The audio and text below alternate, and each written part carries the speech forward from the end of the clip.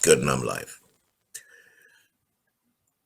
Tonight I'm going to do another episode of the Pandemic Musings. This is episode 11 now, and it's called The Cost of Not Waking Up. You know, economists say that when you have a choice, there is an opportunity cost to every decision that you make. And the opportunity cost refers to the consequences or the benefits you would have made if you made the decision that you didn't make.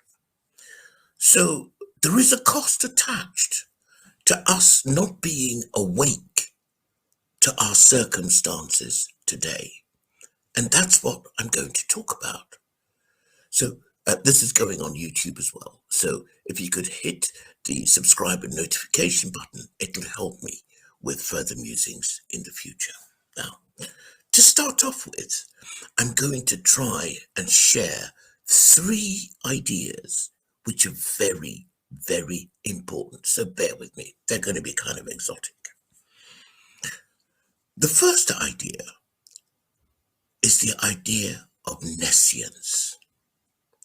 Nescience is an English word which derives from the Latin roots of 2 words. One is non, which is no, and the other word is scio, which means knowledge. So nescience basically means something that you don't know. Okay. Now, the second word I'm going to look at is a very common word we use, and that word is ignorance. Okay. We pronounce it ignorance. Now, ignorance comes from the Latin word ignorantia, which basically means want of knowledge, which means that you haven't looked into something to acquire the knowledge. Now, here's the thing. Nescience means you just don't know. But ignorance has a connotation that you didn't bother, you ignored something.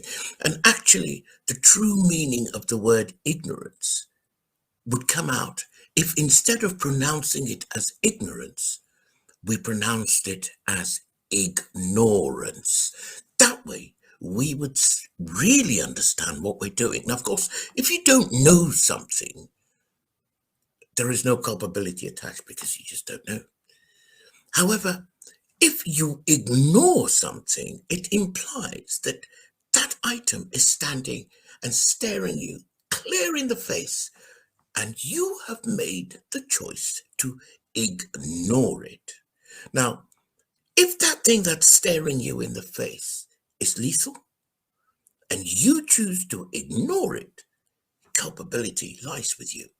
However, if you don't know that thing is standing there in front of you, there is no culpability attached. And if that thing is lethal, it's going to affect you.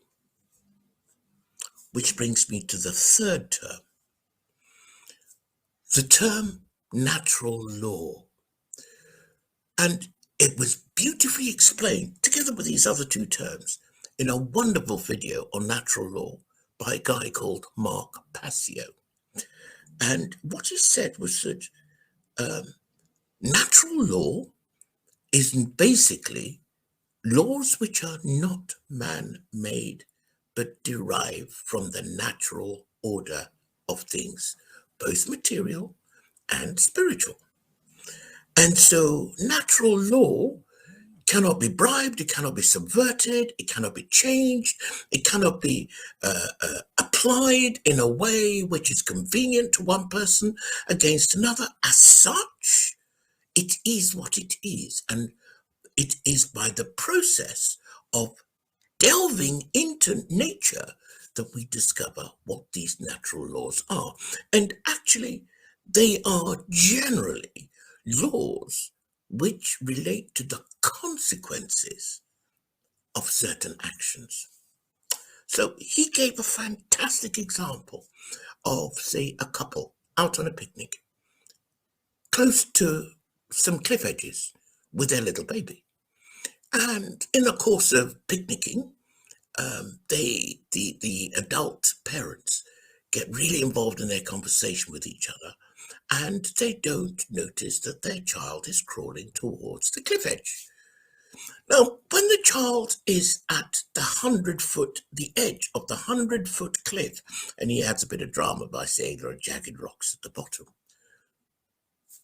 do you think that the law of gravity will stop the child falling over the edge of the cliff because the child doesn't know about the law of gravity?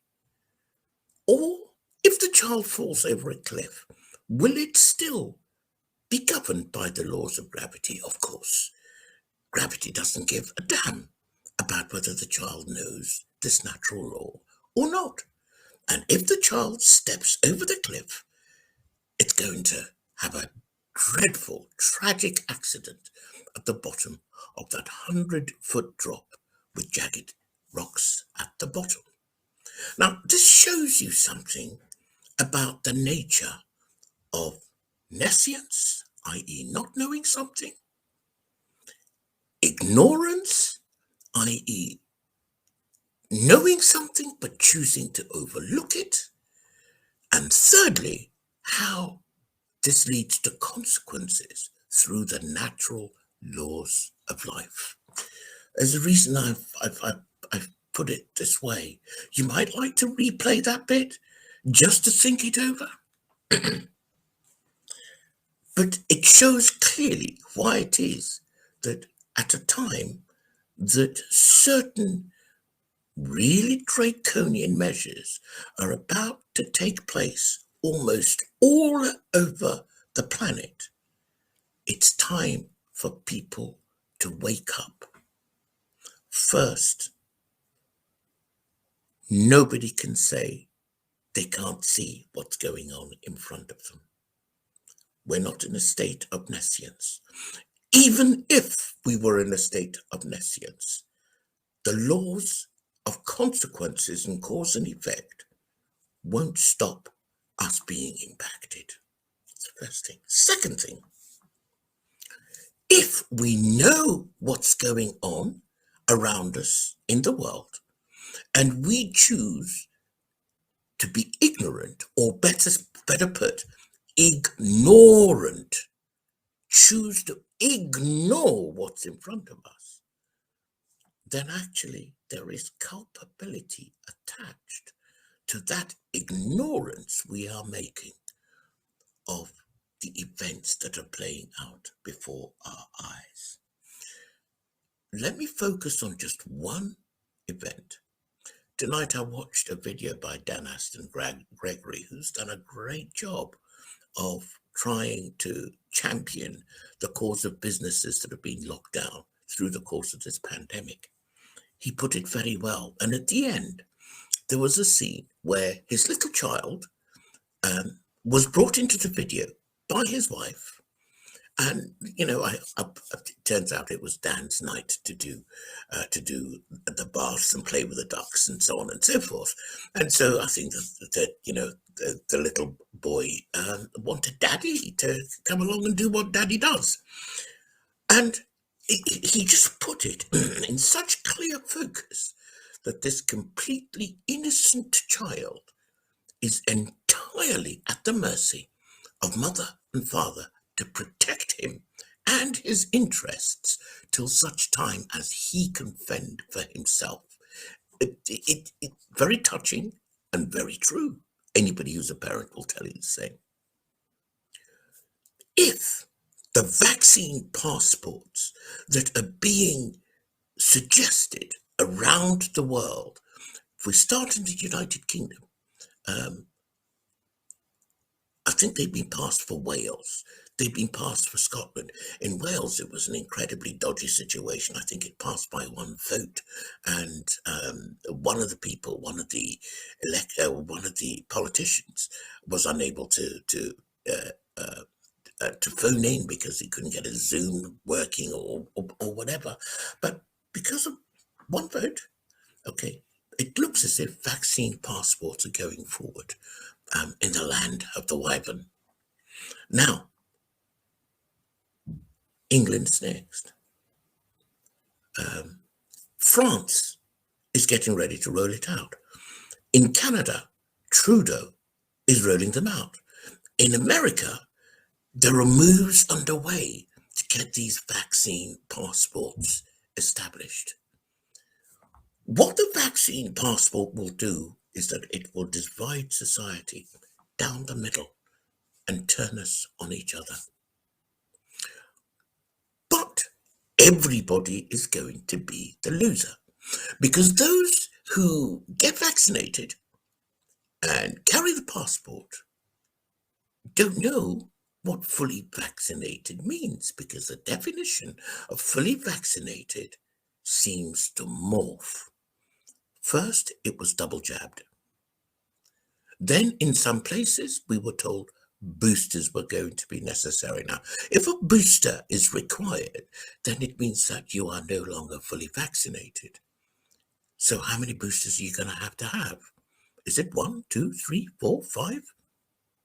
And if we have vaccination passports for the COVID vaccine, what else will we be required to be vaccinated for going forward?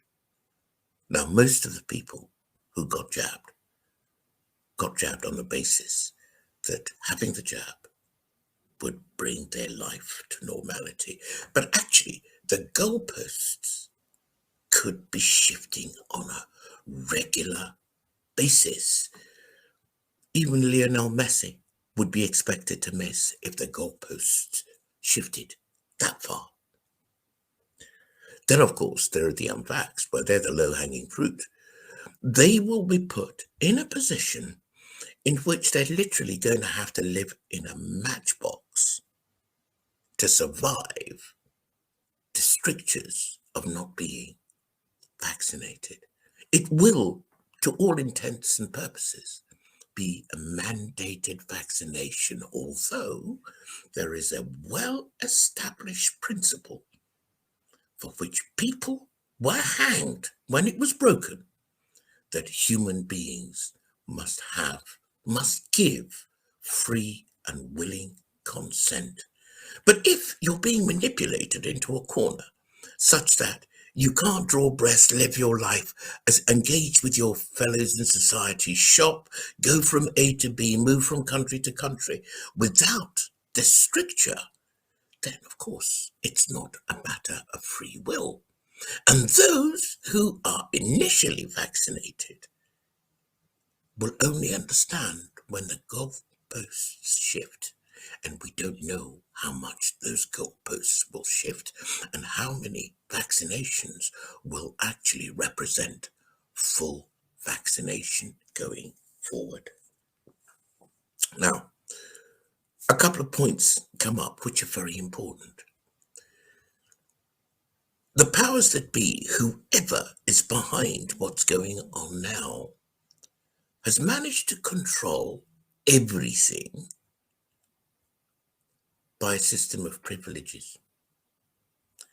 There are many people, particularly people of European origin, in whose image it seemed the world has been built.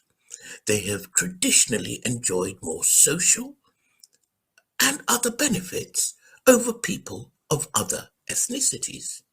Now, you know, when you're raised with privilege, I've had a few in my life, in different places and in different ways.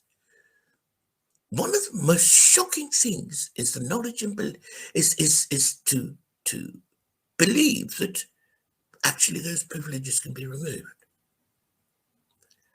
You become ignorant of the fact that it is a temporary alignment of benefits which put you in a position of advantage. People of European origin have so long held those privileges. Of course, to a greater or lesser degree. I mean, there are those higher up on the totem pole, even though they're people of European origin, and some quite low on the totem pole. But nevertheless, they have been handed special privileges, colloquially known as white privilege. Then look on the other side. You have people, say, of African origin, people like me. Traditionally, we have been low on the pecking order in terms of privilege, where a people have, owing to the way they've been raised in the mainstream, actually fake their knowledge and belief that people of African origin are equal to them.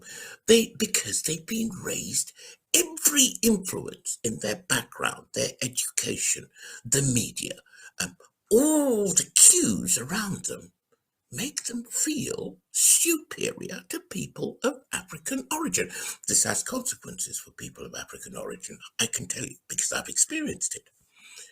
Generally speaking, people of African origin will spend their time trying to survive the inequalities of that situation.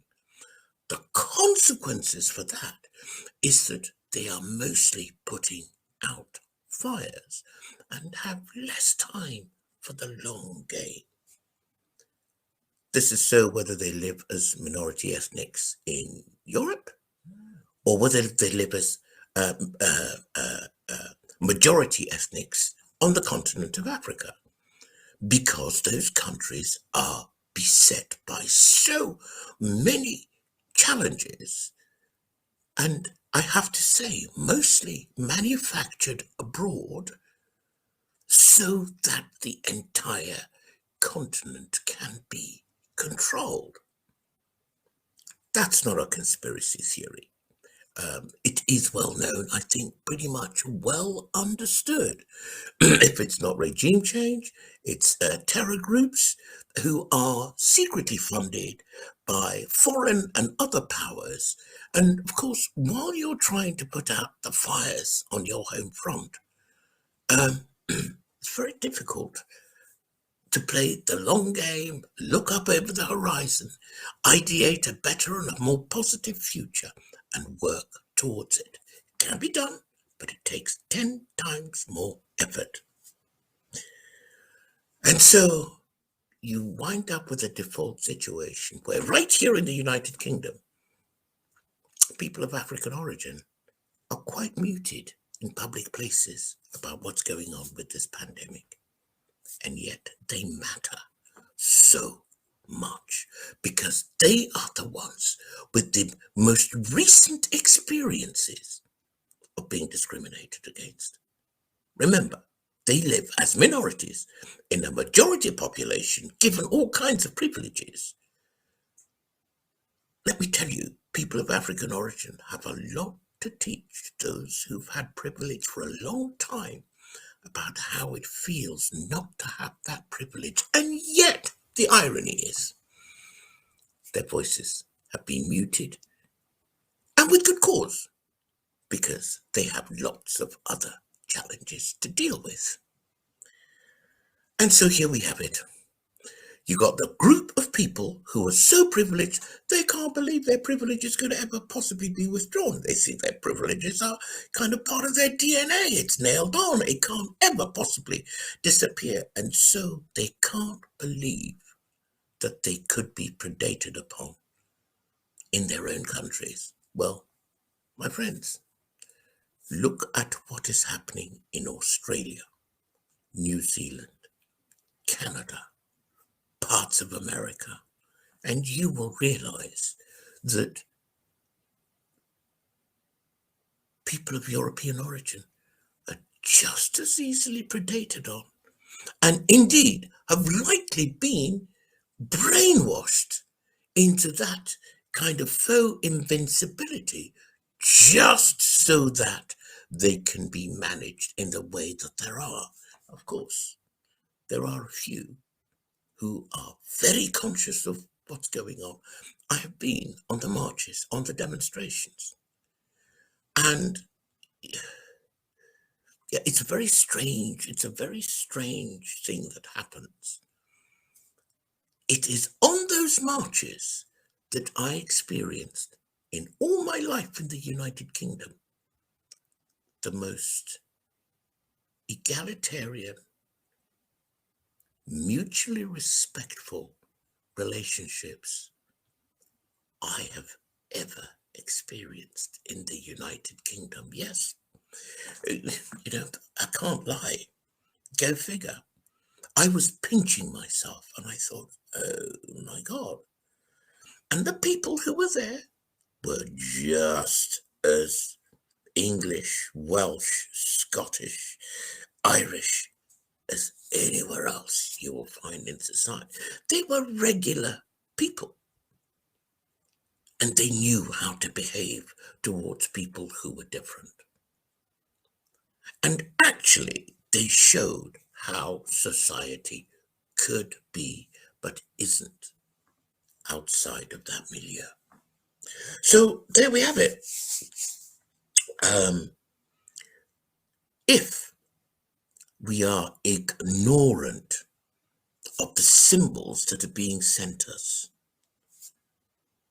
the opportunity cost of that ignorance will be our enslavement, our division, and us being set at each other's throats. Think, my friends, think very, very carefully of the consequences of not waking up to this fact. It's cause and effect. The natural laws of life don't care whether you're a two-year-old with no comprehension of the law of gravity. They will apply to that 2-year-old. Just in the same way, the natural laws of life, of ignoring reality, being ignorant of the facts that have been put before you. But nature isn't going to say, well, we warned him and he didn't pay attention.